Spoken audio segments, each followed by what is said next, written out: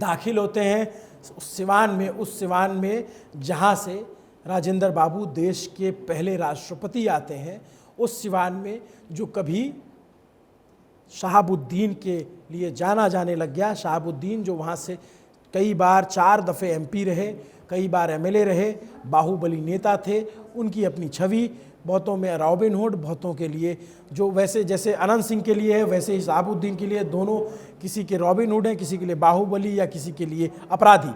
उस ज़िले में दाखिल होते हैं। सीवान ज़िले में कितनी सीटें हैं सौरभ?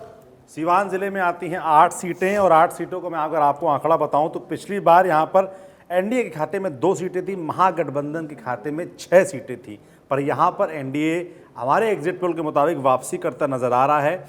8 में 5 सीटें NDA के हिस्से में जा सकती हैं, महागठबंधन के हिस्से में 3 सीटें। महागठबंधन को 39.03% वोट मिल सकते हैं, NDA को लगभग 3% वोट ज़्यादा 42.16% वोट मिल सकते हैं। जनसुराज पार्टी का खाता नहीं खुल रहा है, मगर 10.45% इनको वोट यहाँ मिल सकते हैं। अन्य के खाते में 8.36% वोट जा सकते हैं। यानी कि पिछली बार अगर आप अभिनव देखेंगे तो यहाँ पर 8 में 2 सीटें NDA के हिस्से में थी, 6 सीटें महागठबंधन की, मगर इस बार मतलब ये जिला एक बार फिर पलटने वाला ट्रेंड दे रहा है, क्योंकि इस जिले में बहुतों की साख और बहुतों की सीट दांव पर लगी हुई है, क्योंकि सीवान जिले की जो पहली सीट है उसी पर पूरे देश की नज़र है। सीवान जिले की सीवान सीट से लड़ रहे हैं चुनाव भारतीय जनता पार्टी के चर्चित नेता, बिहार राजनीति के चर्चित चेहरा, और RJD से जो लड़ रहे हैं अवध बिहारी चौधरी, वो RJD के चर्चित नेता, लालू यादव के करीबी नेताओं में से एक। दोनों के बीच कांटे का मुकाबला, और उस मुकाबले में मंगल पांडे, जिनकी सीट बहुत मुश्किल बताई जा रही थी, जिनको बताया जा रहा था कि वो चुनाव हार सकते हैं, हमारे एग्जिट पोल में मंगल पांडे अपनी सीट जीतते नजर आ रहे हैं। मंगल पांडे अवध बिहारी चौधरी को एक बार फिर चुनाव हराकर अपनी सीट निकालते नजर आ रहे हैं। अगली सीट जो जीरादेई है, वहां से CPI-ML के अमरजीत कुशवाहा, भीम सिंह प्रताप JDU जो भीष्म प्रताप सिंह है, उनसे चुनाव हारते नजर आ रहे हैं। अगली सीट जिस पर पूरे देश की नजर है, जिस पर बड़े बड़े नेताओं ने निशाना साधा, जिस पर पूरे देश में नारे लगे, रघुनाथपुर की सीट।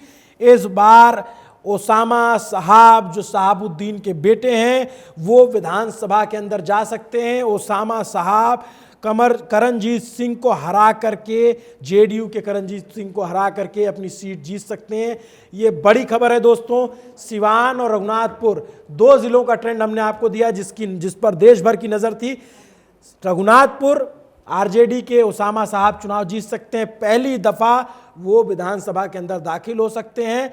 लेकिन उसी सिवान में मंगल पांडे अपने चुनाव जीत रहे हैं। जो जीरादेई की सीट है NDA के खाते में जाती दिख रही है। दरौली की सीट है वो NDA के खाते में जाती दिख रही है। विष्णुदेव पासवान वो सीट जीत सकते हैं।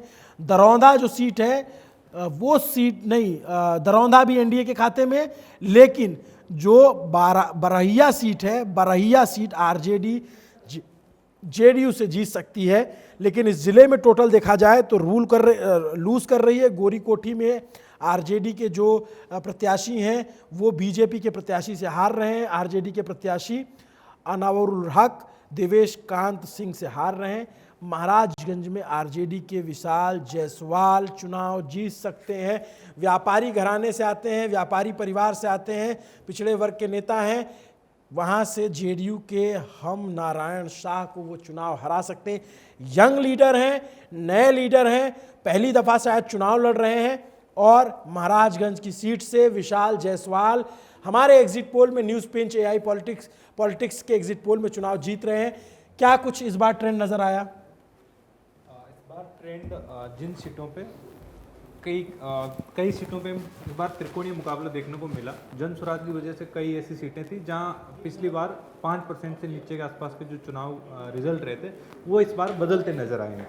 अगर आप इस टैली में आप देखेंगे तो एक चीज़ ज़रूर देखिएगा कि जो पिछली बार 2020 में 5% से नीचे जो सीट कोई भी पार्टी जीती रही है, इस बार उसके परिणाम बदलते नजर आ रहे हैं। और एक बहुत बड़ी बात है, पिछली बार ये कहा गया कि चिराग पासवान अलग होकर लड़े, इस बार साथ लड़े, इसका कोई फ़ायदा JDU को मिलेगा, लेकिन इस बार मिलता हुआ कहीं नज़र नहीं आ रहा है। ये इसको थोड़ा समझाइए। और चिराग पासवान फैक्टर जो है, जो आप घूम रहे थे, तो क्या समझ में आया, क्योंकि पिछली बार बड़ी चर्चा रहेगी, जो 43 सीटें आई जेडीयू की या वो तीसरे नंबर की पार्टी बनकर रह गई, उसके पीछे बड़ा कारण था चिराग पासवान।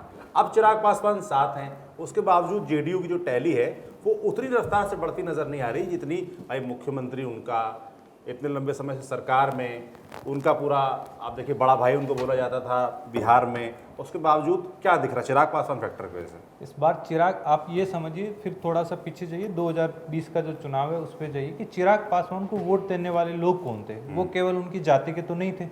अगर हम जाति के फैक्टर पे जाएं, वो सारे वो वोट थे जो जेडीयू के खिलाफ वोट डालना चाहते हैं।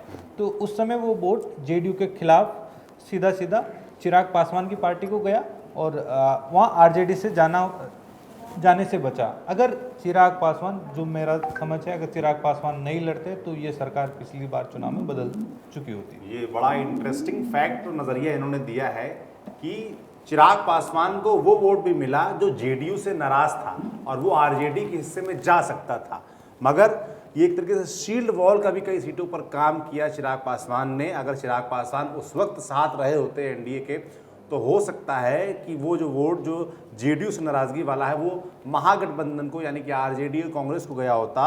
और ऐसी स्थिति में जो करीबी, जब सबसे बड़ी पार्टी बन के आरजेडी आई थी, हो सकता है वो सत्ता में होती। ये अपने आप में एक बड़ा एनालिसिस और बड़ा दावा हमारे साथ राम जी ने किया है शेयर। अब सारण का तरफ बढ़ा जाए, मुझे लगता है सिवान तो हो गया।